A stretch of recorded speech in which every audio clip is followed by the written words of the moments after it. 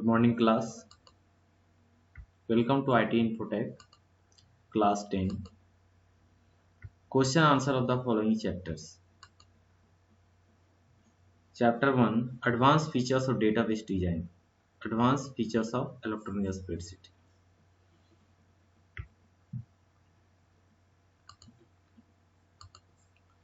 Question number 1.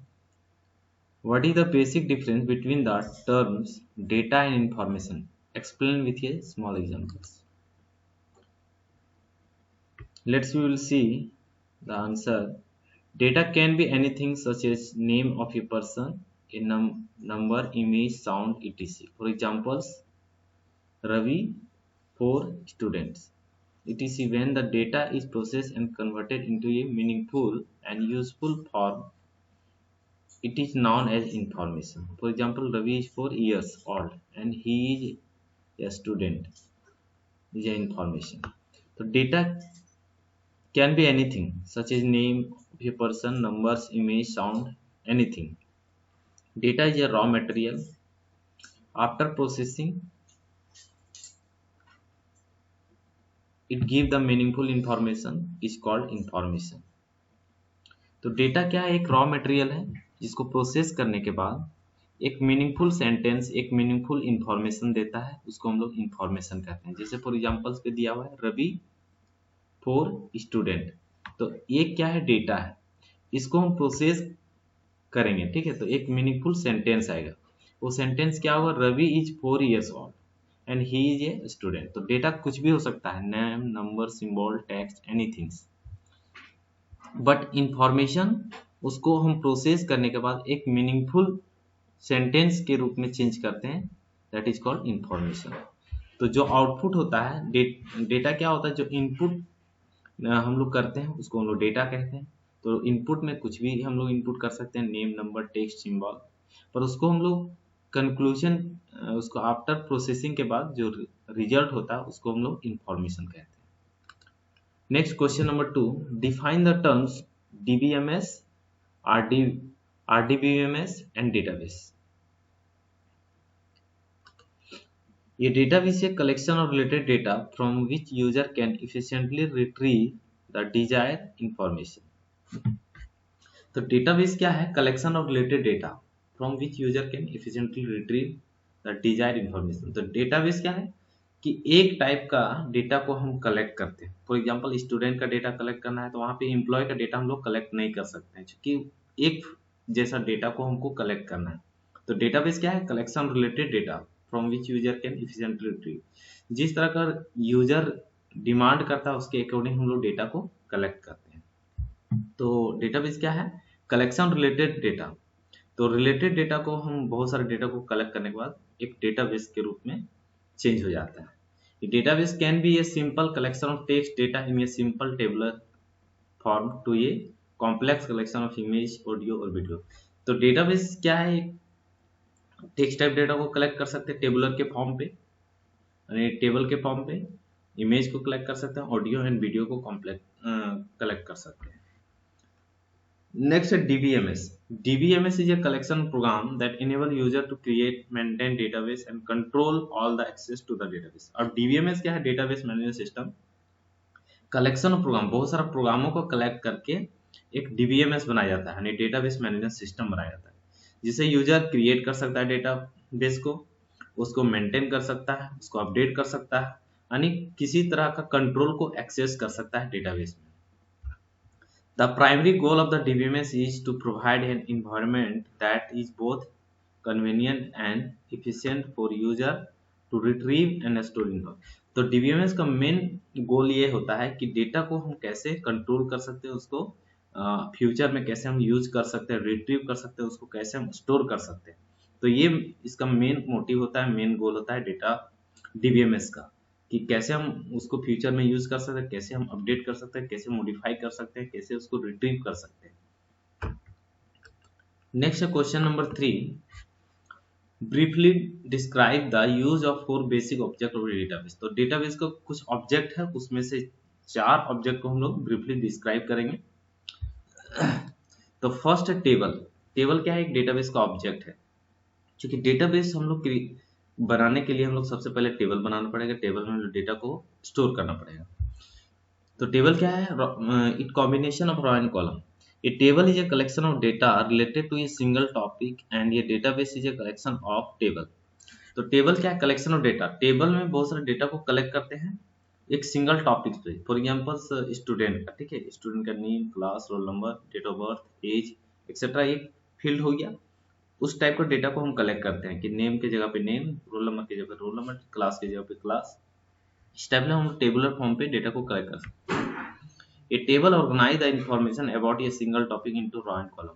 और हम लोग टेबल पे हम लोग ऑर्गेनाइज करते हैं इंफॉर्मेशन को, जो सिंगल टॉपिक्स होता है। फॉर एग्जाम्पल्स हम मेन होता है कि हम लोग स्टूडेंट का डेटा को कलेक्ट करना है, तो एक सिंगल टॉपिक हो गया कि स्टूडेंट का डेटा को कलेक्ट करने के लिए नेम होता है उसका, क्लास होता है, रोल होता है, यानी स्टूडेंट से रिलेटेड ही डेटा को हम कलेक्ट कर सकते हैं स्टूडेंट डेटाबेस पर। एम्प्लॉय का डेटाबेस पे हम लोग एम्प्लॉय का डेटा को कलेक्ट कर सकते हैं, जैसे employ ID, employ department, employ salary etcetera. इस टाइप का फील्ड को हम लोग कलेक्ट करते हैं। नेक्स्ट है query.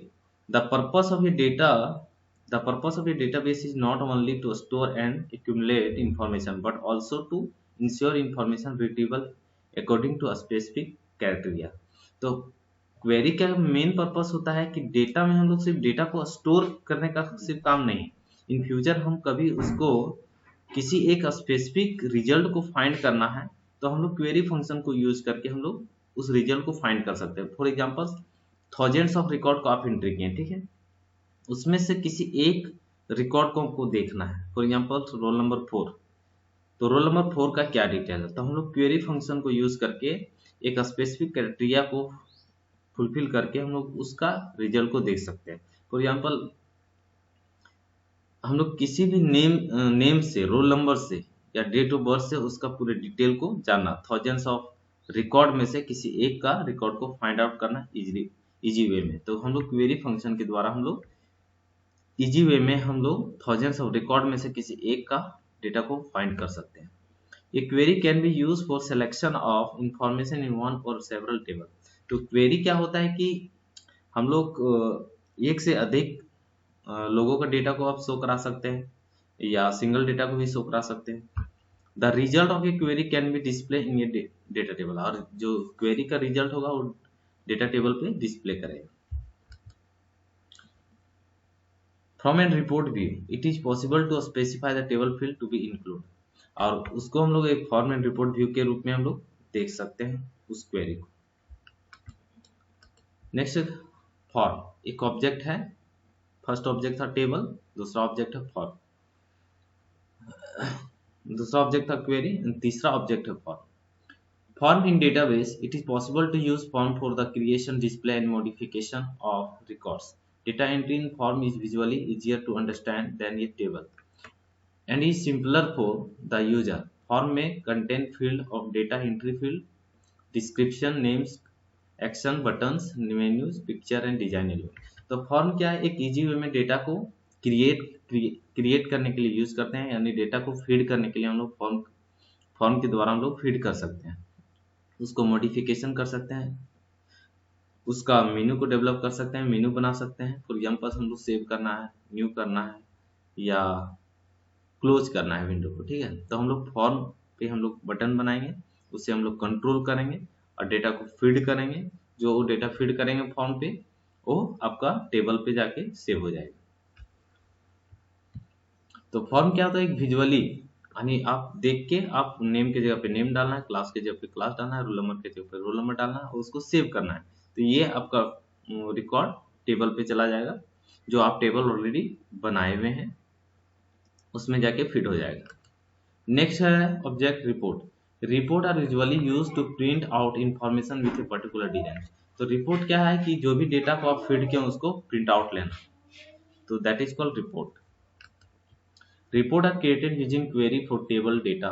Creating database report is ideal when you want to provide hard copy printout for review at a meeting.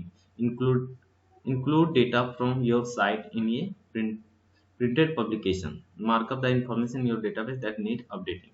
तो रिकॉर्ड में क्या है कि जो आप डेटा को फीड किया उसका हार्ड कॉपी निकालना by using of the printer print out से, और उसका हम लोग पूरा रिव्यू करना उस डिटेल को कि क्या इसमें कमी रहा, क्या इसमें इम्प्रूवमेंट करना है। तो रिपोर्ट क्या है कि जो भी डेटा आप फीड किए उसको कंप्लीट प्रिंट आउट लेना।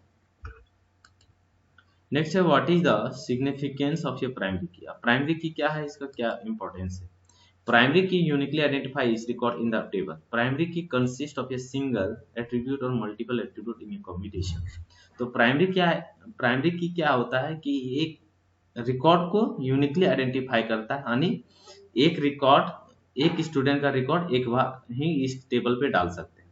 क्योंकि हम लोग प्राइमरी की क्या है, रिस्ट्रिक्शन प्रोवाइड करता है कि आप सेम डेटा को दोबारा एंट्री नहीं कर सकते हो। जिस कॉलम पे आप प्राइमरी की सेट करोगे उस कॉलम का जो वैल्यू होगा यूनिक होना चाहिए। Property of primary key, it must have a non null value for each instance of the entity. और प्राइमरी की का एक प्रॉपर्टीज होता है कि जिसमें आप प्राइमरी की सेट किए उसको none null value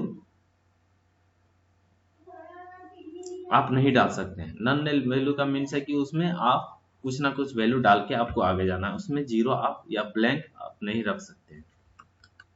next B number, the value must be unique for each instance of the entity. और जो भी आप वैल्यू डाल रहे हैं उस प्राइमरी की कॉलम पर वो यूनिक होना चाहिए, यानी उसमें रिपीटेशन नहीं होना चाहिए, डुप्लीकेट वैल्यू नहीं होना चाहिए। फॉर एग्जांपल अगर रोल नंबर पे प्राइमरी की सेट किए हुए हैं तो रोल नंबर अगर 1 आप इनपुट कर चुके हैं पहले तो दोबारा 1 कभी इनपुट नहीं कर पाएंगे। तो वो क्या है, रिस्ट्रिक्शन प्रोवाइड करता है कि roll number you have already enter and again you have enter is a duplicate C value, you can't enter of the roll number, same roll number. Next है C number, the value must not change या become null during the life of each entity. तो value को आप जो आप डाले हैं उसको आप चेंज भी नहीं कर सकते एंड खाली छोड़ के आगे जा भी नहीं सकते हैं, ठीक है। तो इसका यही इसका मेन प्रॉपर्टीज है कि वैल्यू को आपको यूनिक डालना पड़ेगा, उसके बाद आप आगे वैल्यू को इंटर कर सकते हैं। तो एंटिटी यहाँ पे डिस्कस हुआ है, एंटिटी क्या होता है। तो एंटिटी होता है फील्ड, ठीक है। जैसे हम लोग नेम क्लास रोल नंबर को हम लोग एंटिटी कह सकते हैं, उसको फील्ड भी कर सकते हैं, ठीक है। और जो उसके अंदर वो जो डेटा को फीड करते हैं उसको हम लोग रिकॉर्ड कहते हैं। जैसे नेम की जगह पे नेम डालें, क्लास की जगह पे क्लास डालें, ये रिकॉर्ड है। जो रॉ में इनपुट होता है उसको रिकॉर्ड बोलते हैं, जो कॉलम वाइज होता है उसको एंटिटी कहते हैं या फील्ड भी कह सकते हैं। Next question number 5, what is the advantage of autosum features, explain with an example. Autosum features क्या है। Autosum is a very powerful feature of MS Excel. तो ऑटोसम फीचर्स क्या है, एक एमएस एक्सेल का एडवांस फीचर्स है। As the name suggest, calculation on the numeric value in a data set is perform automatic. तो ये क्या AutoSum features क्या करता है कि जो न्यूमेरिक वैल्यू होता है उसको ऑटोमेटिक सम कर देता है। AutoSum identify the numeric value in the data set, select them horizontally or vertically and apply the selected function on the selected value। और हम लोग ऑटो सम या हॉरिजॉन्टली हम लोग अप्लाई कर सकते हैं या वर्टिकली अप्लाई कर सकते हैं, ठीक है। फॉर एग्जांपल हम लोग मैथ का मार्क्स डाले हैं वर्टिकली कॉलम पे डाले हुए हैं तो आप वर्टिकली उसको अप्लाई कर सकते हैं। अगर हॉरिजॉन्टली कोई नंबर को इनपुट किए हैं रॉ में तो उसको आप हॉरिजॉन्टली अप्लाई कर सकते हैं। तो ऑटो सम फंक्शन क्या है, ये ऑटोमेटिक सम फंक्शन कर देता है, डेटा को कैलकुलेट कर देता है, टोटल डेटा को फाइंड आउट कर देता है। Next question number 6, what is the advantage of conditional formatting, how will you change ये कंडीशनल फॉर्मेटिंग। तो कंडीशनल फॉर्मेटिंग क्या होता है।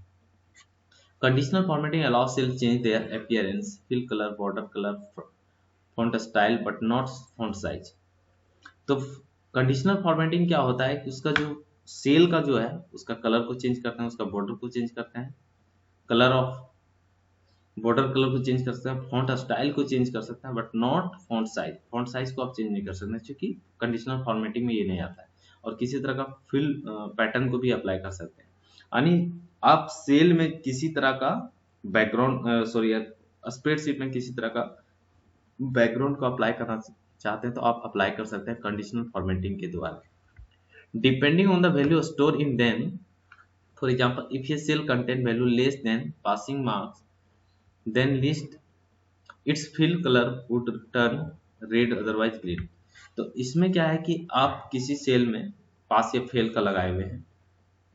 अगर पास तो उसमें रेड कलर देना चाहते हैं, फेल है तो उसमें ब्लैक कलर देना चाहते हैं, तो आप उसको कलर को अप्लाई करके आप दे सकते हैं। ठीक है। Conditional formatting defined by applying formatting rule on the selected cell based on the certain condition like cell values less than 50 then fill colour the cell becomes red. तो इस कंडीशनल फॉर्मेटिंग में क्या होता है, हम लोग एक कंडीशन डालते हैं cell value less than 50 then fill colour of cell becomes red. जैसे हम लोग 50 से नीचे हम डालेंगे तो वो वैल्यू जो सेल है उसका कलर चेंज हो जाएगा और ये रेड हो जाएगा। तो ऑल ओवर कंडीशनल फॉर्मेटिंग ये है कि आप स्प्रेडशीट में सेल का बैकग्राउंड को चेंज करना, उसका स्टाइल को चेंज करना, उसका फॉन्ट का कलर को चेंज करना, ठीक है, बॉर्डर का कलर को चेंज करना, ये आपका मर्ज करना, बहुत सारे कॉलम को रॉ को मर्ज करना, ये कंडीशनल फॉर्मेटिंग के अंदर आता है। नेक्स्ट है question number 7, describe the 3 freezing pane option with a small example. Freezing pane drop down list in window group of a view tab allow freezing row and column in a following way. तो freezing का means क्या होता है कि for example हम लोग name, class, roll number, date of birth वगैरह डालें, ठीक है, उसमें से हम लोग 10, 20, 50 डेटा को एंट्री किए, रिकॉर्ड को एंट्री किए। जब हम लोग स्क्रॉल बटन को ऊपर नीचे करते हैं तो वो हेडिंग जो है हाइड हो जाता है, ठीक है, name, class, roll number hide हो जाता है। उसको फिक्स करने के लिए हम लोग फ्रीजिंग पेन का यूज करते हैं, ठीक है। तो freezing pane freezing row and column just before the active cell rest of the sheet scroll. For example, if active cell is C3 then column A and B will freeze as well as raw 1। तो इसमें क्या है कि हम लोग किसी specific raw को हम लोग फ्रीज करना चाहते हैं यानी फिक्स करना चाहते हैं, तो उसको सेलेक्ट करके व्यू टैब में जाएंगे और फ्रीज पेन पे जाके हम लोग फ्रीजिंग कर देंगे, ठीक है। तो वो आपका फिक्स हो जाएगा, वो आपका स्क्रॉल डाउन अप डाउन करेंगे तो वो हाइड नहीं होगा यानी वो फिक्स रहेगा एक ही जगह पे। Freeze top row keep row number 1 visible when rest of the sheet scroll vertically. अगर सिर्फ टॉप रो को हम लोग फ्रीज करना है तो और टॉप रो फिक्स हो जाएगा, बाद बाकी सेकंड, थर्ड, फोर्थ वो आपका हाइड होगा। जैसे हम स्क्रॉल अप करेंगे, डाउन करेंगे, उसके अकॉर्डिंग वो हाइड होगा, फिर डिस्प्ले करेगा। Freeze first column keep column A visible when rest of the sheet scroll horizontally. अगर हम लोग फर्स्ट कॉलम को सिर्फ फ्रीज करना चाहते हैं यानी नेम जो लिखे हुए हैं राहुल कुमार, मोहन कुमार, राकेश कुमार, उसको हमको फिक्स करना है यानी वो लेफ्ट राइट नहीं होना चाहिए, वो हाइड नहीं होना चाहिए, तो आप फर्स्ट कॉलम को आप फ्रीज कर सकते हैं। तो फ्रीजिंग का तीनों का फंक्शन एक ही जैसा है, उसको फिक्स करना यानी हम स्क्रॉल अप डाउन करेंगे तो आपका वो डेटा हाइड नहीं होगा, आपका वो फिक्स हो जाएगा। नेक्स्ट है question number 8, why do we need to freeze column and row in a spreadsheet. हम लोग स्प्रेडशीट में फ्रीजिंग क्यों करते हैं रॉ एंड कॉलम को? When we work with sheet containing bulk data, while scrolling the sheet, we need to view the data which has been scrolled off the screen। कहने का means ये है कि जब आप bulk data means thousands of record को entry कर रहे हैं, ठीक है, तो उसमें से हेडिंग जो होता है उसको हम फ्रीज करना चाहते हैं, यानी रॉ को फ्रीज करना चाहते हैं, कॉलम को फ्रीज करना चाहते हैं, तो आप फ्रीज कर सकते हैं। तो फ्रीज करने से ये फायदा होता है कि आपका फॉर एग्जाम्पल हम लोग को स्टूडेंट का बना है, name, class, roll number, date of birth, उसमें से 20-25 स्टूडेंट का डेटा को एंट्री किए या थाउजेंड्स ऑफ डेटा को एंट्री किए, ठीक है। जब हम लोग नंबर 199 स्टूडेंट का डेटा को देखना चाहते हैं तो हमको स्क्रॉल अप डाउन करना पड़ेगा। जैसे हम स्क्रॉल अप डाउन करेंगे तो नेम, क्लास, रोल नंबर वो हाइड हो जाएगा, ठीक है। तो उसको हमको फिक्स करने के लिए हम लोग रॉ को फ्रीज करना पड़ेगा, यानी फर्स्ट रॉ फ्रीज कर देंगे, नेम, क्लास, रोल नंबर वो हाइड नहीं होगा, सिर्फ आपका क्या हाइड होगा, उसका रिकॉर्ड हाइड होगा, यानी वो फिक्स होगा। MS Excel allow freezing the column and row to prevent them from scrolling. This way require a row and column remain on a screen while remaining row and column scroll। तो freezing से क्या फायदा होता है कि जिसको आप fix कर रहे हैं, जिसको आप फ्रीज कर रहे हैं, वो फिक्स रहता है स्क्रीन पर और बाद बाकी रॉ एंड कॉलम वो स्क्रॉल होता है यानी ऊपर नीचे होता है। Question number 9, What is the advantage of defining range name? Explain with examples. In MS Excel, you can select the cell and identify them by some relevant name. For example, all the data related to the cell made by northern region can be selected and given the name north cell, or in worksheet containing marks of student, the marks of student in grade 9 can be identified by unique name. तो why is the advantage defining range name? Range name हम लोग क्यों देते हैं? Range name इसलिए देते हैं, range name क्या होता है, C5, D5, E5 जो सेल का नेम होता है उसको हम लोग रेंज नेम बोलते हैं, ठीक है। तो रेंज नेम से हम लोग पूरे डेटा को सेलेक्ट करने के लिए यूज करते हैं। यानी फॉर एग्जांपल अगर math, English, Hindi, science, SST, computer, ठीक है, ये टोटल का हम लोग ऐड करना है, ठीक है, टोटल करना है। तो हम लोग क्या करते हैं उसका, कि मैथ का किस में है, तो C2 में है, D2, E2, F2, G2, तो इसको हम लोग कैसे कर रहे हैं, इक्वल सम C2 plus D2 plus E2 plus G2 plus S2, इस टाइप से हम लोग एक रेंज देते हैं। यानी उसका डायरेक्ट वैल्यू को नहीं देते हैं, उस सेल का कभी भी इन फ्यूचर चेंज करेंगे उस सेल पे वैल्यू को, तो ऑटोमेटिक टोटल पे आपको चेंज नहीं करना पड़ेगा, ऑटोमेटिक वो टोटल कर देगा। इसलिए हम लोग रेंज नेम को आइडेंटिफाई करते हैं, उसका रेंज नेम को देते हैं। नेक्स्ट है question number 10, describe any two types of chart and their use. तो यहाँ पे चार्ट का दो तरह का दिया हुआ है, उसका यूज क्या है। तो फर्स्ट है column chart. The chart this chart display the data in the form of vertical column. It typically display category along the horizontal axis and value along the vertical axis. It allow to compare ये single category of data between two or more items. तो column chart क्या होता है, एक vertically display करता है, ठीक है, उसका category along with the horizontal axis and value along with the vertical। तो उसका जो कैटेगरी होता है हॉरिजॉन्टल पे होता है, उसका वैल्यू जो होता है वर्टिकल पे होता है, ये कॉलम वाइज होता है, ठीक है। इट अलाउ द कंपेयर ये single category of data between two और मोर आइटम्स। तो इसमें क्या करता है, ये कंपेयर करता है एक दूसरे डेटा के साथ कि कौन डेटा आप ग्राफिकली, कहने का मीन्स है कि चार्ट के द्वारा आप ग्राफिकली किसी भी डेटा को आप रिप्रेजेंट कर सकते हैं अपने स्क्रीन पर बिना किसी टेक्स्ट डेटा को देख के। Line chart. In this type of chart, data is plotted in form of line with connecting dots. Display the category along the horizontal axis and value along the vertical axis. It shows the continuous data trend over a period of time. तो line chart क्या करता है कि वो line के द्वारा वो data को रिप्रेजेंट करता है, और उसमें जहां पे आपका कंपेयर करता है वहां पे डॉट होता है। डिस्प्ले कैटेगरी अलोंग विद, और इसका जो कैटेगरी होता है हॉरिजॉन्टल पे होता है, वैल्यू सेम आपका वर्टिकल पे होता है जैसे आपका कॉलम चार्ट पे होता है। It's show continuous data and trend over a period of time. और ये आपका जितना डेटा होता है उसके अकॉर्डिंग आपका डेटा को शो करता है, और आप ग्राफिकली डेटा को रिप्रेजेंट कर सकते हैं। Briefly describe any 5 advantage of DBMS. अब 5 एडवांटेज क्या क्या है डीबीएमएस का देख लेते हैं। The ability to update and retrieve data. तो इसका मेन है एडवांटेज कि आप डेटा को अपडेट कर सकते हैं, रिट्रीव कर सकते हैं, दोबारा उसको यूज कर सकते हैं, दोबारा उसको जितना टाइम चाहिए उतना टाइम्स आप डेटा को कॉपी पेस्ट कर सकते हैं। This is the fundamental feature of DBMS. Without the ability to view और manipulate data, there would be no point to using a database system.